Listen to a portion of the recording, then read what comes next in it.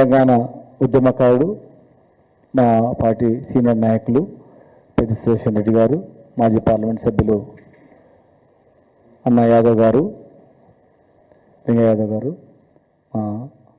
ఆనంద్ గారు, మాజీ శాసనసభ్యులు అంజనయ్య గారు, మా తమ్ముడు విజయ్ గారు, అందరికీ పేరు పేరు నమస్కారం.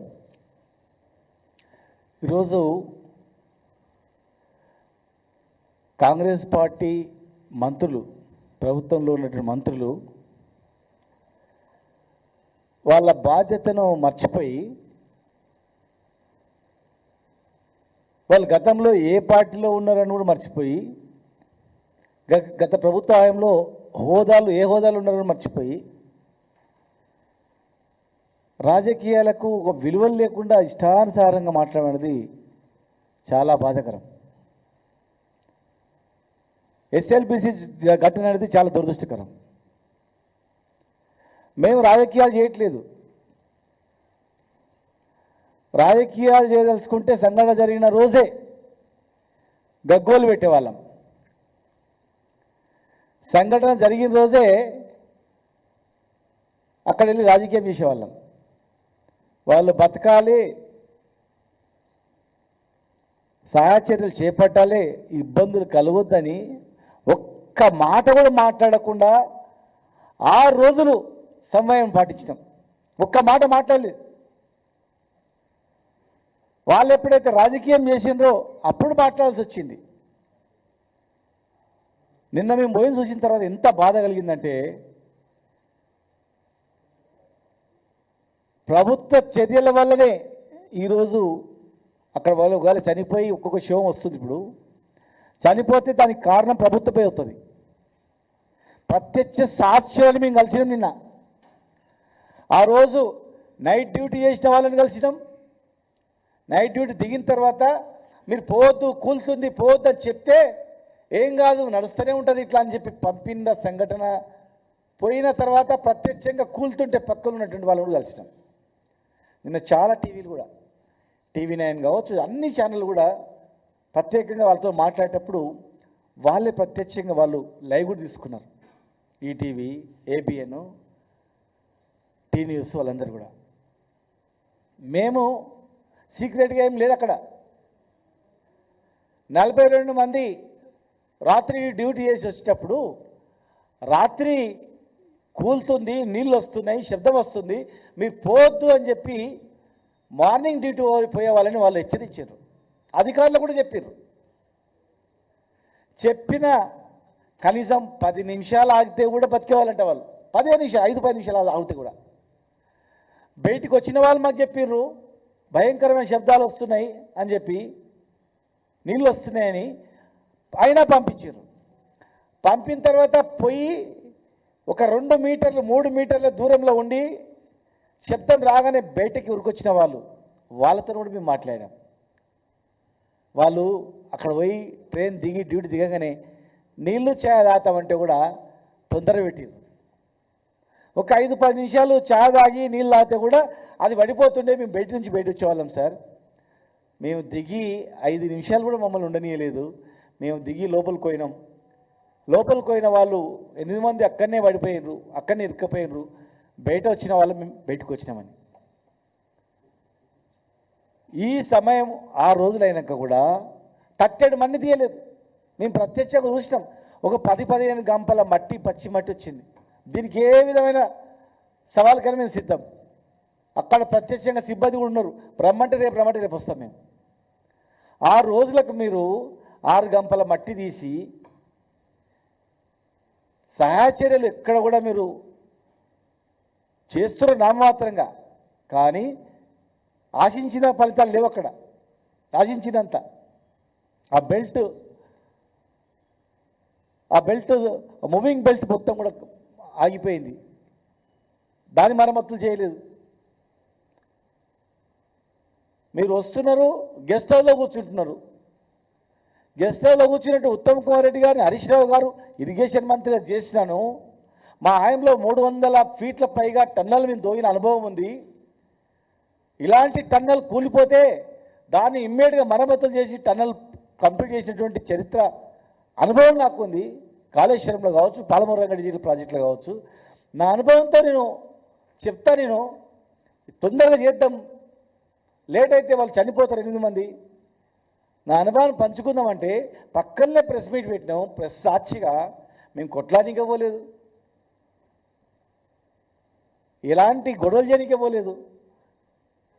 ఎమ్మెల్యేలు, మాజీ ఎమ్మెల్యేలు, మాజీ మంత్రులు మేము బాధ్యత గల వ్యక్తులుగా మేము అక్కడ పోయి మాట్లాడదామంటే కూడా కనీసం మాట్లాడడానికి కూడా మమ్మల్ని ఆహ్వానించలేదు. మేము పల్లెత్తు మాట కూడా లేదు. వారికి టైం అవుతుంది, మాకు తెలుసు. హెలికాప్టర్ మళ్ళీ 5:30కు వెళ్ళాలా. వచ్చిండ్రు, ఉదయం హెలికాప్టర్లు వచ్చిండ్రు, గెస్ట్ హౌస్లోనే ఉన్నారు వాళ్ళు.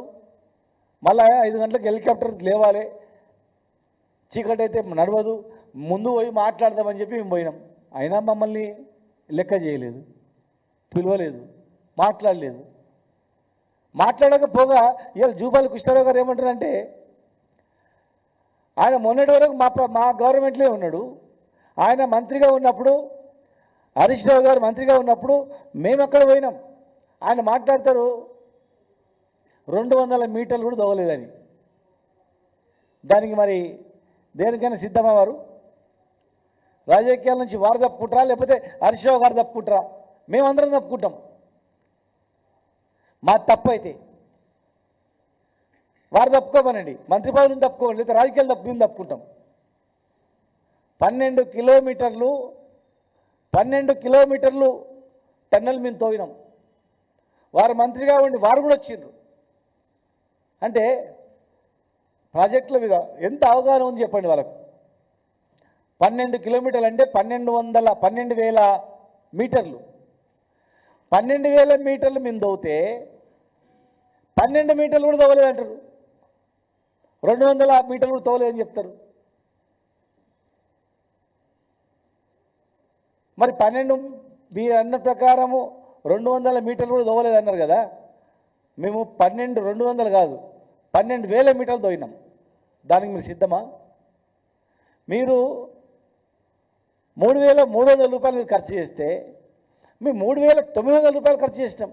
900 కోట్లు, 3,300 కోట్లు మీరు ఖర్చు చేస్తే 9 సంవత్సరాల్లో మేము కరోనా 2 సంవత్సరాలు వచ్చినా, 2 సంవత్సరాలు కరోనా వచ్చినా, ఆర్థికంగా ఇబ్బందులున్నా మేము ఆ ప్రాజెక్టుకు 3,900 కోట్లు ఖర్చు చేయడం జరిగింది. కేసీఆర్ గారికి నిజంగా చిత్తశుద్ధి ఉంది కనుకనే.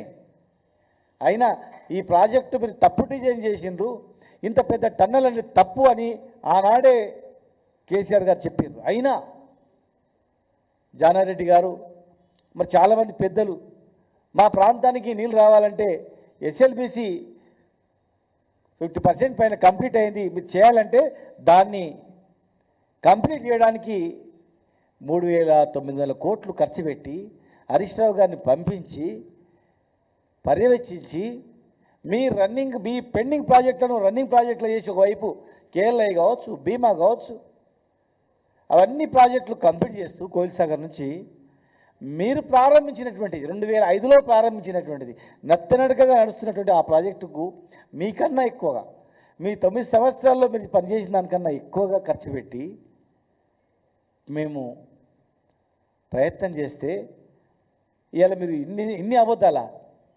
నోరు తెలిస్తే పూర్తి అబద్ధాలే.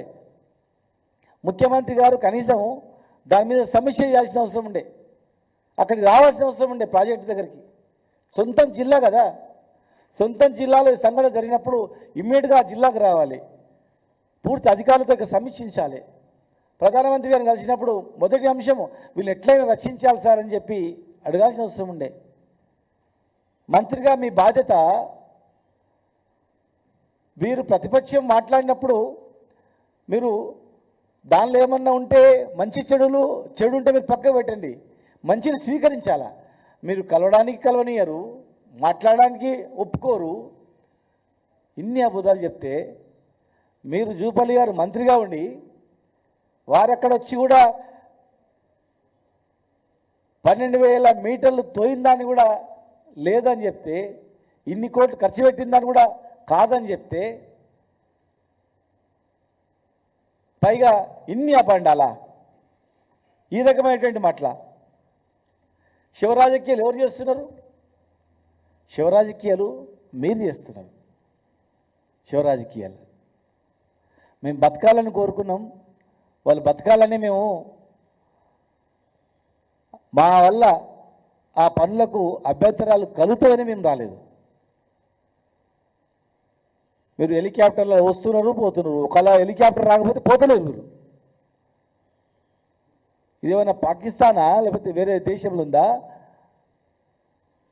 మన వచ్చే స్కీము? వేరే ఎక్కడో దూర ప్రాంతంలో ఉందా? నదులు దాటిపోవాలి అడవిలో ఉందా? రవాణా సౌకర్యం లేదు హెలికాప్టర్ తప్ప వేరేనికి. ఉత్తమ్ కుమార్ రెడ్డి గారు ఒకరోజు హెలికాప్టర్ లేకపోతే పోలేదు. ముఖ్యమంత్రి గారు తీసుకుపోయిండు, నేను ఓన్ అని చెప్పి పోలేదు. హెలికాప్టర్ ఇచ్చిన రోజు వస్తున్నారు పోతున్నారు. మేము బాధతో ఉన్నాం.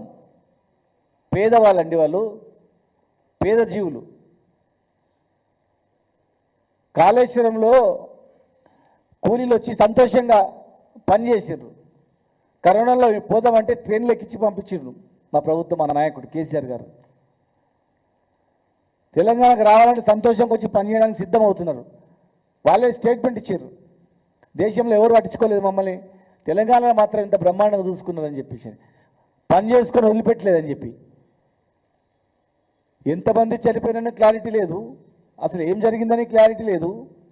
వాళ్ళు బతకడానికి ఎలాంటి బయట హంగామా తప్ప హెలికాప్టర్లో ఏవో సహాయ చర్యలు చేపడుతున్నారు, హెలికాప్టర్ల పైనుంచి తాడు కిందికి పైకి లాగుతున్నారు అన్నట్లు అడవుడు చేయడం తప్ప లోపల నుంచి ఏం ప్రయత్నాలు జరిగినాయి?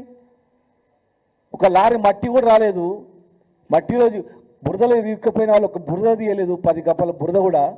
ఎట్లా బయటకు వస్తారు? ఏ రకంగా ప్రయత్నం చేస్తున్నారు వాళ్ళు, వచ్చినటువంటి వాళ్ళకి ఆదనం. కానీ ప్రభుత్వం నుంచి కరెక్టు వాటర్ డివాటరింగ్ చేయడానికి సరైనటువంటి మోటార్లు లేటుగా బిగించిండ్రు, మట్టి లేటుగా తీసిండ్రు. ఇలా హరీష్ రావు గారు నిన్న రాగానే అక్కడ పోయి మాట్లాడగానే ఇక్కడ కేసు. ఇప్పటికీ ఒక 5 కేసులు అయినాయి, 5 కేసులు 6 కేసులు. అంటే మీరు మాట్లాడితే కేసు పెడతాం. హరీష్ రావు గారు మాట్లాడద్దు, కేటీఆర్ గారు మాట్లాడద్దు, ఎవరు మాట్లాడితే వాళ్ళ మీద కేసులు పెడతామంటే ఇది ప్రభుత్వమా? ఏంది ఇది? ప్రజల పాలన, రాక్షస పాలన? ఇదేం ప్రభుత్వం ఇది? ఇదేం పద్ధతి? ఏం కంటిన్యూగా మీరేమో 100 సంవత్సరాలు ఉంటామనుకుంటారా? 10 సంవత్సరాలు ఉంటామనుకుంటారా? మీకు అర్థమవుతలేదా గ్రౌండ్ రియాలిటీ ఏముందో? ప్రజలు ఏమనుకుంటారు కనీసం అర్థమవుతలేదా రేపు జరగబోయేది ఏందని? శివరాజకీయాలు చేసేది మీరు, మాట్లాడినందుకు కేసు పెట్టేది మీరు, భయపెట్టించేది మీరు. అసలు ఏం మాట్లాడదు మా ఇష్టానుసారం చేస్తే జరగదు, అది నడవదు. ఇది తెలంగాణలో కేసులకు భయపడి తెలంగాణ వచ్చేది కూడా కాదు. ఇది నిరంకుశంగా తెలంగాణ పదాన్ని ఉచ్చరించని సందర్భంలో కూడా ఎదురు తిరిగి ఏ రకంగా సమాధానం చెప్పిన ఆ రోజుల్లో. పాత ప్రాజెక్టులు కంప్లీట్ చేయరు, పాలమూరు రంగారెడ్డి జిల్లా ప్రాజెక్టు పైన చిత్తశుద్ధి లేదు. డిపిఆర్ వాపసు వస్తే ఇప్పటివరకు కూడా డిపిఆర్స్ వాపసు వచ్చిన డిపిఆర్ని మళ్ళీ సబ్మిట్ చేయలేదు కేంద్రానికి, ఎలాంటి ప్రయత్నం లేదు. రైతులకు ఇచ్చిన హామీలు నెరవేర్చట్లేదు, గ్యారెంటీలు నెరవేర్చట్లేదు. మీ హయాంలో ఎన్ని కూలిపోతున్నాయి. నిన్న ఎస్ఎల్బిఎసి, మొన్న పెద్దవాగు కొట్టుకుపోయింది, అంతకుముందు సుంకిశాల. అరే ఒక పిల్లలు కాళేశ్వరం దగ్గర పిల్లలు ఇట్లా కింద కొంచెం ఇట్లా కుంగితే రాహుల్ గాంధీ వచ్చి చూసిండు. మరి ఇలా 8 మంది చిక్కుకుపోయినరు, కూలిపోయింది. మరి రాహుల్ గాంధీ రారా? చచ్చిపోతే మనుషులు చచ్చిపోతే రారా? టన్నలు మొత్తం పూడిపోతే రారా? టన్నలు మొత్తం కూరుకుపోతే రారు, ప్రాణాలు పోతే రావు, ఉట్టి పిల్లలు కుంగిపోతేనే ఊరుకొస్తారా? ఇది రాజకీయం మీరా మేమా? ఈరోజు వారు కూడా వచ్చి ఎట్లా పోయింది అని పరిశీలించింటే రాహుల్ గాంధీ గారు కూడా వచ్చి అక్కడ చూసింటే వారికి అర్థమవుతుండే అసలు ఏం జరుగుతుందనేది. అందుకే మేము అడుగుతా ఉన్నాం, పర్యటించండి. ఎలక్షన్ల ముందట్లయితే పర్యటించిన రాహుల్ గాంధీ గారు తెలంగాణలో పర్యటించండి. వరంగల్ వస్తామన్నారు మొన్న, వచ్చింటే బాగుండేది. మీరు ఎక్కడెక్కడైతే ఏ హామీలు ఇచ్చిపోయినరో, ఎక్కడెక్కడైతే మీరు వచ్చి ప్రసంగాలు చేసిపోయినరో మీరు ఆ ప్రాంతాలు వచ్చి పరిశీలించారు, తిరగండి. మీ ప్రభుత్వం కదా, ఆ రోజు అంటే మేము అడ్డుకుంటామని చెప్పి ఉండొచ్చు, ఈరోజు మీ ప్రభుత్వమే కదా. సోనియా గాంధీ గారు ఎక్కడైతే మాట్లాడిపోయిందో ఆ ప్రాంతాన్ని పరిశీలించండి. కనీసం ప్రియాంక గాంధీ ఎక్కడైతే వచ్చి ఆమె మాట్లాడిపోయిందో ఆ ప్రాంతంలో పర్యటన చేసి ఆ ప్రాంత ప్రజలతో అడగండి, మీరు ఇచ్చిన హామీలు ఏమైంది, తెలంగాణ ఏమవుతుంది, ఎక్కడికి పోతుంది, ఎక్కడున్న తెలంగాణ గ్రాఫ్ ఎక్కడ పడిపోతుంది. మీరు మాట్లాడినప్పుడు తెలంగాణ ఏ గ్రాఫ్లో ఉండే, ఇవాళ మీరు గవర్నమెంట్ వచ్చిన 15 నెలల తర్వాత ఈ తెలంగాణలో ఎక్కడ ఉంది. కేవలం మీరు మాట్లాడిన అంశాలు, మీరు మాట్లాడించినటువంటి హామీల మీదనే మీరు ఒకసారి పర్యవేక్షించుకోండి. ఇది పద్ధత అనేది. హరీష్ రావు గారు కాళేశ్వరం ప్రాజెక్టు గురించి హరీష్ రావు గారు ఇంత మాట్లాడింది కదా మీరు కేసీఆర్ గారి మీద. మరి మీ హామీలో 4 ప్రాజెక్టులు కొట్టుకుపోతున్నాయి, కుంగిపోతున్నాయి, చచ్చిపోతున్నారు. ఏం చర్యలు ఉన్నాయి చెప్పండి. ఏమైనా చేసింది ఏమైనా ఉందా? ఫలితం ఏం లేదు. ఇది ఈ ప్రభుత్వ చరిత్రలో ఒక దుర్మార్గమైన హిస్టరీగా మిగిలిపోతుంది, గుర్తుపెట్టుకోండి. మీరు అనుకుంటుండొచ్చు జూపల్లి కృష్ణారావు గారు 5 కిలోమీటర్లు పోయినని చెప్పిండు మొన్న. ఇవాళ ఏమో 12 కిలోమీటర్లు అని ఒప్పుకోండి. మళ్ళా రోజుకో మాట, పూటకో మాట. హరీష్ రావు గారితోనే ఎమ్మడొచ్చి ఆ టన్నెల్ కూడా వచ్చిన సంఘటన ఉంది. ఆయన రాత్రికి మొన్న పార్టీ మారినంత మాత్రాన పాతవన్నీ మర్చిపోతే ఎట్లా? ప్రభుత్వం దగ్గర రికార్డులు ఉన్నాయి, వాళ్ళ దగ్గర రికార్డులు ఉన్నాయి, వాళ్ళు తెప్పించుకోమని చెప్పండి. వాళ్ళకన్నా 600 కోట్లు ఖర్చు ఎక్కువ చేసింది మేము.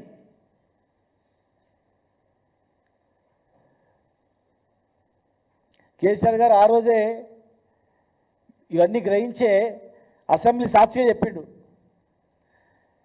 నీళ్ళు ఇవ్వాలనే ఆలోచనతో మొదలుపెట్టినటువంటి ప్రాజెక్టు కాదు ఇది. ఇక 43 కిలోమీటర్ల టన్నల్ అంటే అది 20 సంవత్సరాల టెక్నాలజీ. 20 సంవత్సరాలకు ఇప్పటికి ఎంత టెక్నాలజీ మారింది చెప్పండి. 20 సంవత్సరాల క్రితము ఇలాంటి ఫోన్లు లేవు, ఎలక్ట్రానిక్ వ్యవస్థ లేదు, చాలా పురాతన వ్యవస్థ. 20 సంవత్సరాల కింద టెక్నాలజీ తీసుకొని ఎన్నో ఏళ్ళ పంచవర్ష ప్రణాళిక టైప్లో 20 ఏళ్ళ ప్రణాళిక పెట్టి నీళ్ళు ఇచ్చేది లేదు, తొగేది లేదు, చచ్చేది అని ఇట్లా ప్రాజెక్టు మొదలుపెట్టి ఇవాళ 8 మంది ప్రాణాలను బలిగొని ఉల్టా వాళ్ళకన్నా ఎక్కువ శ్రద్ధ చూపినట్టు ప్రభుత్వం మీదనే నిందలేయడం. ఎన్ని రోజులు ఈ రకంగా మాట్లాడతారు. గుత్తా సుఖేందర్ రెడ్డి గారు కూడా వారు ఒక బాధ్యత గల హోదాలో ఉండి నల్గొండ జిల్లాకు తాగునీరు, సాగునీరు ఎవరిచ్చిర్రు, ఎవరి హాయంలో పంటలు ఎక్కువైనాయి,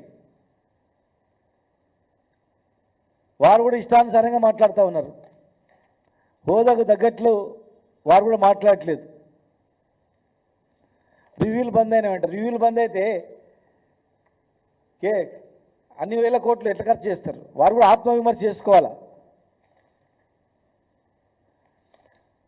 ప్రజలు క్షమించరు. ఒక బాధ్యత గల వ్యక్తులుగా ఉండి చదువుకున్న వ్యక్తులు, సమాజంలో విలువ ఉన్న వ్యక్తులుగా మాట్లాడే పద్ధతులు కావు ఇవి. ఇష్టానుసారంగా మాట్లాడితే కుదరదు. మహబూబ్నగర్, నల్గొండ, అటు కొంత వరంగల్ వరకు మా బతుకు తెరువే ఇది.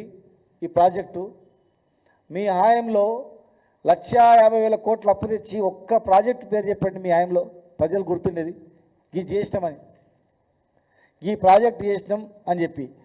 పెండింగ్ ప్రాజెక్ట్ ఏదైనా కంప్లీట్ అయిందని చెప్పండి. మా హాయంలో కంప్లీట్ అయ్యి ఎలక్షన్ కోడ్ వల్ల ఆగిపోయినటువంటివి మీరు రిబ్బన్లు కట్ చేసి టెంకాయలు కొట్టి ప్రాజెక్టులకు కానీ ఫ్లైఓవర్లకు కానీ అనేక రకాలుగా మెడికల్ కాలేజీలకు కానీ చేసి ఈవెన్ ఉద్యోగాల విషయంలో కూడా పత్రాలు ఇచ్చి మేం చేసుకుని చెప్పుకోవడం సమంజసం కాదు. దీనికి ఫుల్ స్టాప్ పెట్టాలి.